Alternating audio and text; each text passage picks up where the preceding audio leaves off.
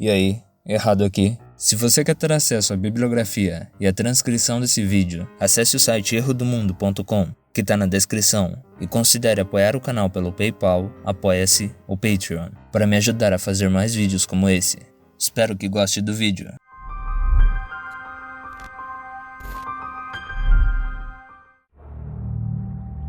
A origem da religião. Introdução. Nesse texto, a minha visão com relação às características fundamentais da realidade são as mesmas do meu texto A Origem dos Humanos. Sendo assim, estou considerando a existência da realidade e atribuindo a ela as características fundamentais chamadas fisicalismo e idealismo. Assim, considerando a realidade física e a minha consciência como aspectos irredutíveis e independentes um do outro, também vou considerar a existência da vida e a teoria da evolução. Sendo assim, uma vez que a vida existe, ela sofre alterações através de diversos processos de seleção. Minha intenção é a de ser imparcial, então as minhas explicações vão ser externas a uma doutrina específica. Além de considerar a minha consciência como sendo real, também irei considerar que todos os seres humanos têm uma consciência própria, que vou chamar de consciência individual. A consciência individual permite que cada pessoa tenha seus próprios pensamentos, sentimentos, medos, crenças e desejos, e estes ditam sua conduta, que vou chamar de moral individual. Como seres humanos são uma espécie social, eles se unem em grupos, chamados sociedades, que ao se formarem, unem a moral individual dos seus membros e dão origem a um novo agente moral, que vou chamar de moral social. A moral social é formada pelos pensamentos e comportamentos aceitos por todos como sendo corretos, e tudo que não se encaixa a ele deve ser proibido. Assim, de maneira retroativa, a moral social, criada e modificada pela sociedade, passa a agir sobre cada indivíduo como se fosse uma força externa e superpoderosa, capaz de comandar não só suas ações, mas também governar os seus pensamentos e sentimentos mais íntimos, até mesmo os punindo. Essas punições podem ser físicas e ou mentais, e servem para reforçar a sua dominância e convicção, aumentando a sua influência e a legitimidade dos seus agentes. O que eu chamo de moral social, o sociólogo francês Marcel Mauss, em seu livro A General Theory of Magic, de 1902, chamou de forças coletivas, e o sociólogo francês Émile Durkheim, em seu livro The Elementary Forms of Religious Life, de 1912, chamou de forças sociais. E ambos concordam que, uma vez essas forças existindo, elas permitem o surgimento da religião e da magia, e graças a esse nascimento em comum, que ambas têm uma grande sobreposição de crenças, práticas e especialmente ritos. A divergência entre os dois aparece quando Durkheim afirma que religião surgiu primeiro, e a partir dela, a magia se formou como uma prática antissocial. Mas esse tipo de alegação feita por Durkheim não passa de uma especulação, pois, como o escritor escocês Andrew Lang bem disse em seu livro Magic and Religion, de 1901, se nós encontrarmos uma raça com magia, mas sem religião, não podemos dizer cientificamente se essa raça nunca possuiu uma religião. Sendo assim, a relativa prioridade de uma religião ou magia não pode ser historicamente apurada. O que é religião? A palavra religião, usada no idioma português, deriva do termo religio, que presente no idioma latim é usado de maneira geral para descrever ritos de adoração, ou seja, esse é um termo genérico, o que por sua vez deixa claro que ele não se encaixa perfeitamente em todos os contextos. Então, como vou usá-lo, preciso de uma definição ampla o suficiente para englobar as crenças e os ritos de diversos povos, mas específico o suficiente para não confundi-lo com outras ideias, como por exemplo, ciência e magia. Nesse texto, e nos meus seguintes, salvo em casos onde vou especificar um entendimento diferente, irei usar a definição criada por Durkheim, que a partir do seu ponto de vista positivista, disse que uma religião é um sistema unificado de crenças e práticas relativas a coisas sagradas, isto é, coisas separadas e proibidas, crenças e práticas que se unem em uma única comunidade moral, chamada Igreja, todos aqueles que aderem a elas. As crenças. Todas as religiões são compostas por crenças, praticantes e ritos. E antes de podermos falar sobre os praticantes e os ritos, precisamos entender quais são as crenças, uma vez que elas definem a natureza especial das coisas. A primeira crença se baseia na fé e diz que todos os indivíduos devem acreditar nas mesmas coisas. A segunda crença surge, segundo Mauss, através do conceito de polaridade. Ela é uma ideia abstrata e subjetiva que, ao se basear na heterogeneidade natural das coisas, as categoriza e dá origem ao conceito de sagrado, que é algo especial por ser diferente ou único, e assim sendo, é merecedor de respeito e adoração. E ao seu oposto polar, o conceito de profano, que não é algo especial por ser mundano ou comum, e assim sendo, não é merecedor de respeito e adoração. A terceira crença diz que toda a realidade está conectada por algo que permite a interação entre o sagrado e o profano. Durkheim chama essa interação de conceito de contagiosidade e diz que, graças a ela, algo sagrado pode sacralizar algo profano e algo profano pode perverter algo sagrado, o que por sua vez cria a necessidade de limitar esse contato até o momento em que ele se torna necessário. Na terceira crença, nos deparamos com a ideia de que toda a realidade está conectada por algo que permite a ação do conceito de contagiosidade. Esse algo pode ser uma manifestação do que eu chamei de moral social, que é a força coletiva que comanda os pensamentos, os sentimentos e as ações dos indivíduos que integram uma sociedade. A moral social pode aparentemente agir como uma força externa e, segundo Durkheim, pode passar a ser entendida como um agente intencional, que é qualquer agente, este sendo humano ou não, considerado inteligente o suficiente para ter intenções. Esse agente, manifestação de intenção ou força, já foi chamado por vários nomes, como Wakan, presente entre os povos Dakotas, e Orenda, presente entre os povos Huron. Durkheim o chamou de princípio totêmico, mas eu irei chamá-lo de mana, um termo derivado dos idiomas da Melanésia, Polinésia e Maori.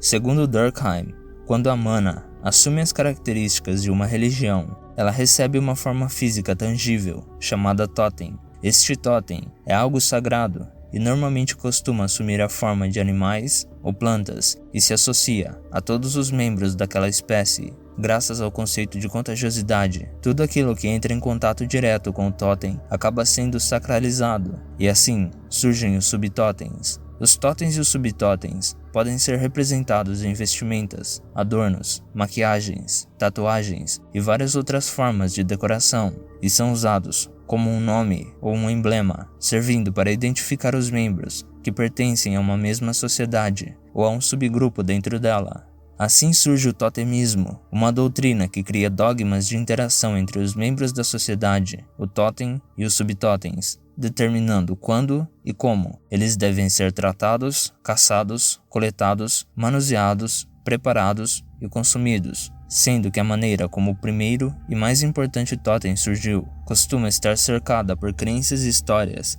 que descrevem um mito de origem cheio de alegorias e uma cosmologia própria. Esses mitos de origem costumam surgir de duas maneiras independentes. Uma delas é o naturalismo filosófico, que diz não existir nada além do mundo natural, e sendo assim, toda a realidade pode ser explicada estudando a natureza, realidade física. E a outra é o sobrenaturalismo, que diz existir uma realidade sobrenatural que, por estar além da natureza, não pode ser explicada estudando. Então, como dá para ver, a origem da religião não precisa necessariamente envolver a crença em algo sobrenatural. Isso acontece porque o conceito de sobrenatural não é primitivo o suficiente para dar origem às formas mais arcaicas de religião, uma vez que, para entender algo sobrenatural, primeiro, as pessoas têm que entender a ordem natural da realidade, para que só assim possam ser capazes de identificar quando essa ordem foi burlada ou transcendida. Mas claro que com o tempo, esse conceito pode surgir e dar origem a várias outras crenças, como por exemplo, o espiritualismo e a crença em deuses. Os praticantes. Os praticantes de uma religião são todas as pessoas que entendem as mesmas coisas como sendo sagradas e profanas, concordam a respeito de como elas se formam e a maneira como devem ser tratadas. Essas pessoas formam uma comunidade moral conhecida como igreja, e todas as igrejas têm os seus líderes, mesmo quando essa liderança é descentralizada ou não oficial. o que inclui os cultos privados e religiões pessoais, já que por terem suas raízes em uma comunidade moral, acabam englobando a totalidade da existência. Os líderes de uma igreja fazem parte de uma hierarquia mais ou menos complexa, dependendo da religião, mas em geral, no topo dela estão os sacerdotes, que são as pessoas educadas em sua doutrina e nomeadas pela igreja para ensiná-las e também para realizar os seus ritos. A maneira como uma pessoa se torna um sacerdote depende de cada religião, mas essa posição pode ser herdada, imposta ou conquistada. Abaixo dos sacerdotes estão os crentes ou fiéis. Esses podem ser divididos em dois grupos: os crentes nominais e os crentes religiosos. Os crentes nominais são as pessoas que professam sua fé, mas não a praticam, e os crentes religiosos são as pessoas que professam e praticam a sua fé. Todas as religiões incluem ambos sacerdotes e crentes, pois graças à sua natureza social, não podem ser exclusivamente compostas por uma irmandade de sacerdotes e nem por uma legião de místicos. Sendo assim, elas devem necessariamente promover uma congregação entre ambos, nem que esta seja rara. E durante essa congregação são realizados ritos com diversos objetivos, sendo os principais a promoção do sentimento de comunidade, colaboração e a alteração do estado emocional dos crentes, na tentativa de reduzir seus medos, ansiedades e incertezas. Os ritos. Até aqui, nós já falamos sobre a parte teórica da religião, ou seja, as suas crenças, e também tratamos a respeito dos seus praticantes. Então agora, nos resta falar sobre a sua manifestação prática, que no caso, são seus ritos. A primeira divisão que podemos fazer entre os ritos separa os ritos negativos dos ritos positivos. Aqui nós vamos usar a palavra tabu, de origem polinésia, para descrever os ritos negativos, que por necessidade surgem primeiro e definem tudo aquilo que não deve ser feito. Caso contrário, efeitos indesejáveis poderão acontecer. Os tabus também podem servir como uma maneira de eliminar ou afastar o profano, e assim dão origem aos ritos de consagração, purificação, e o seu oposto, os ritos de desconsagração, profanação. Os ritos de consagração purificam o local e os praticantes para que eles possam interagir com o sagrado e realizar os ritos positivos. Os ritos positivos estabelecem tudo aquilo que deve ser feito para que os praticantes se aproximem do sagrado e podem ser divididos entre ritos comemorativos e ritos piaculares.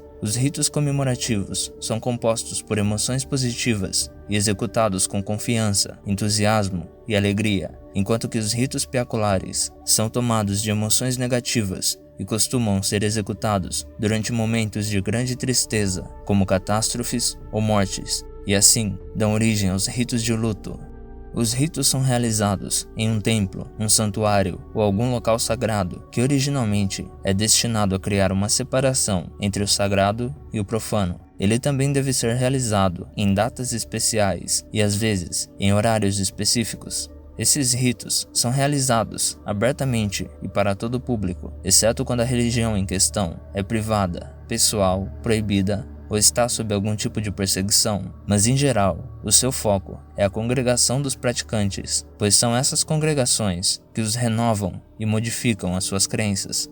Os ritos também costumam ter mais de uma função ao mesmo tempo, pois além de alterarem o estado emocional dos fiéis, como eu disse anteriormente, eles também podem incluir ritos recreativos, como jogos e brincadeiras, ou servir para justificar os ciclos da natureza, como estações, chuvas, secas e até doenças ou desastres naturais, assim dando origem aos ritos sazonais, que estão presentes em quase todas as religiões. Essa necessidade de separar o sagrado do profano, não só geograficamente, mas também temporalmente, cria uma hierarquia entre as coisas sagradas, uma vez que nem todas podem ser separadas, já que a religião faz parte da vida social. Essas acabam se tornando inferiores com relação àquelas cujas quais essa proibição é mais severa e definitiva. Conclusão. Nesse texto, nós estudamos uma ideia generalizada a respeito de como uma hipotética religião arcaica poderia surgir, se baseando em conceitos simples, e como vimos, ela não precisa de uma cosmologia complexa e nem de crenças no sobrenatural para começar a tomar forma. Mas claro que essas características surgem com o passar do tempo e passam a integrar partes fundamentais de sua estrutura dogmática. Eu espero que você tenha gostado desse vídeo, ou que ele tenha sido útil de alguma maneira. Não se esqueça de deixar o seu gostei, de se inscrever no canal e ativar o sininho para receber notificações. Também deixe o seu comentário. Eu sou o Errado, e esse é o Erro do Mundo. Adeus.